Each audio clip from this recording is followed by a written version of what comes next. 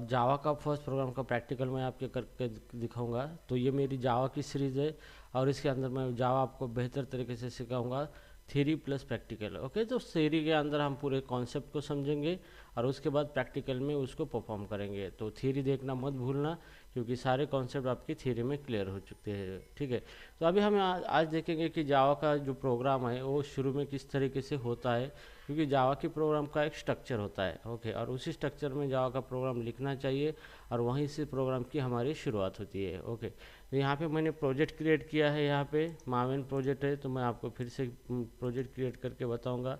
तो मैं पहला प्रोजेक्ट जो है उसको डिलीट कर देता हूँ यहाँ पे इस तरीके से।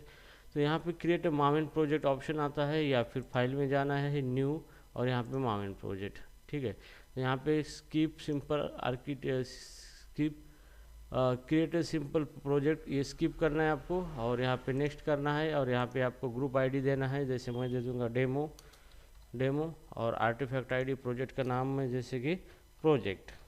ठीक है, ये देने के बाद आपको फिनिश करना है। यहाँ पे जैसे ही फिनिश करेंगे तो ऑटोमेटिकली यहाँ पे एक प्रोजेक्ट क्रिएट होगा आपका। ठीक है, तो ये मावेन प्रोजेक्ट है, तो मैक्सिमम आपको मावेन ही यूज़ करना है। ओके, तो मावेन एक डिपेंडेंसी मैनेजमेंट टूल है जिसका यूज़ करके हम बेहतर तरीके से प्रोजेक्ट डिपेंडेंसी इंस्टॉल कर सकते हैं और प्रोजेक्ट को बिल्ड कर सकते हैं। ओके, तो यहाँ पे प्रोजेक्ट स्ट्रक्चर, यहाँ पे सोर्स मेन जावा, इसके बाद यहाँ पे सोर्स मेन रिसोर्स जो भी है इसके अंदर रखेंगे। ये टेस्टिंग के लिए है, यहाँ पे टेस्ट रिसोर्सेज के लिए है, और ये GRE जावा रन टाइम सिस्टम है 1.8, और ये बाकी की जो फोल्डर है। ठीक है, तो हम इतना एक्सप्लेन नहीं करेंगे ये सारी चीज़ों का, हमें सिर्फ ये जावा कोडिंग के ऊपर फोकस करना है। तो सोर्स मेन जावा ये रूट प्रोजेक्ट है, यहाँ पे रूट पाथ है, इसी के अंदर हमें क्या करना है, एक सिंपली हमारा एक पैकेज क्रिएट करना है। ओके, तो यहाँ पे पैकेज क्रिएट करेंगे, पैकेज।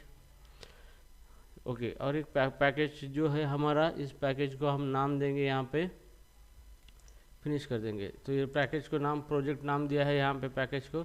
अब इसके अंदर हम एक क्लास बनाएंगे जहाँ से हमारा प्रोग्राम स्टार्ट होगा। तो यहाँ पे क्लास, और क्लास के अंदर हम यहाँ पे नाम देंगे क्लास मेन क्लास। ठीक है, आप चाहे कोई भी नाम दे सकते हो, और उसके अंदर आपको ये पब्लिक स्टैटिक वाइड मेथड आपको उसके अंदर चाहिए होती है, तो इसको आप चेक करना है आपको बस, और ये फिनिश कर दिया हमने। ठीक है, तो यहाँ पे ये क्लास हमारा बन चुका है, एक मेन क्लास डॉट जावा नाम से ये फाइल बन चुकी है, जिसका क्लास नेम और फाइल नेम ये सेम होता है। ये क्लास नेम डॉट जावा एक्सटेंशन से फाइल नेम होता है इसका। ठीक है, तो यहाँ पे देखो ये हो गया आपका जावा का मेन क्लास, मेन कोड, ये प्रोग्राम का स्ट्रक्चर है जावा के। तो यहाँ से आपका प्रोग्राम स्टार्ट होता है। तो यहाँ पे पैकेज प्रोजेक्ट है, मतलब ये मेन पैकेज है, पैकेज के अंदर आपके जावा के क्लासेस होते हैं। जैसे पैकेज का मतलब ये है कि जैसे हमारे फोल्डर होते हैं, फोल्डर के अंदर हमारी फाइल्स होती है, ऐसे ही इस जावा के अंदर पैकेज होता है जिसको हम फोल्डर कंसिडर कर सकते हैं, और पैकेज के अंदर हमारे जावा के क्लासेस होते हैं, कोड होता है। ठीक है, तो यहाँ पे देखो ये है जावा का क्लास, जो मैंने जावा के लास्ट लेक्चर में एक्सप्लेन किया था। ये पब्लिक एक्सेस मॉडिफायर है, जो कि ये क्लास पब्लिक है, मतलब ये क्लास ऑपरेटिंग सिस्टम एक्सेस कर सकता है इस फाइल के बाहर। इसके बाद ये क्लास कीवर्ड यूज़ करते हैं, और यहाँ पे ये मेन क्लास, ये क्लास का नाम है, और उसके बाद ये पब्लिक स्टैटिक वाइड मेन नाम की एक मेथड है। तो यहाँ पे ये मेथड का नाम मेन है, ये वाइड है, मतलब ये मेथड कोई भी चीज़ रिटर्न नहीं करने वाली है। ये मेथड स्टैटिक है, मतलब इस मेथड को कॉल करने के लिए कोई ऑब्जेक्ट की आवश्यकता नहीं है, इसलिए ये स्टैटिक मेथड है, डायरेक्ट क्लास के नाम से ये रन हो सकती है। और ये पब्लिक है, मतलब ये मेथड इस क्लास के बाहर भी एक्सेस हो सकती है। ठीक है, तो यहाँ से आपका प्रोग्राम स्टार्ट होता है, यही प्रोग्रामिंग स्ट्रक्चर है जावा का। ठीक है, तो आपको जावा का प्रोग्राम करना है तो आपको शुरू में इतना कोड तो करना ही पड़ेगा। ठीक है, अब इसमें अंदर मैं मैसेज देता हूँ, जैसे सिस्टम क्लास है, system dot out dot println, इसकी एक मेथड है यहाँ पे, और मैं इसके अंदर एक मैसेज देता हूँ यहाँ पे, वेलकम इन जावा।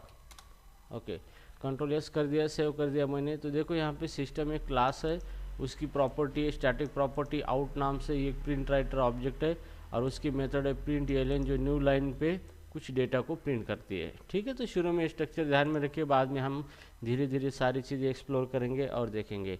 तो इस तरीके से हमारा फर्स्ट प्रोग्राम रेडी हो चुका है। यहाँ पे अभी ये जो है ये आउटपुट में आ जाएगा आपको। तो यहाँ पे कंसोल है, कंसोल मतलब एक ब्लैक स्क्रीन होती है जिसके ऊपर हम इनपुट आउटपुट दे सकते हैं हमारे जावा प्रोग्राम को। चलो इसको रन करना है, राइट बटन क्लिक करना है इसको, और यहाँ पे रन एज ऑप्शन है, रन एज जावा एप्लीकेशन। तो इसको रन एज जावा एप्लीकेशन करेंगे तो ऑटोमेटिकली ये हमारा एप्लीकेशन रन होगा और आउटपुट आ चुका है हमारा वेलकम इन जावा। तो ये जो दिया था हमने यही आउटपुट हमारा आ चुका है। ठीक है, अगर हम इसके अंदर चेंज करना चाहते हैं वेलकम इन जावा, और एक लाइन ऐड करेंगे यहाँ पे सिस आउट, शॉर्टकट है इसका, सिस आउट दे देंगे आप तो system.out.println आ जाएगा, and welcome in code langs, welcome in code langs. ठीक है, तो इस तरीके से आप यहाँ पे नया लाइन आप ऐड करोगे, कंट्रोल एस करना है और आपको फिर से रन करना है, run as a Java application. तो जैसे रन करेंगे ये दोनों भी चीज़ें आपकी रन होगी इस तरीके से। तो guys I hope you understand Java first program किस तरीके से किया जाता है, और ये मेन फंक्शन है, यहाँ से ही हमारा जावा प्रोग्राम रन होना स्टार्ट होता है।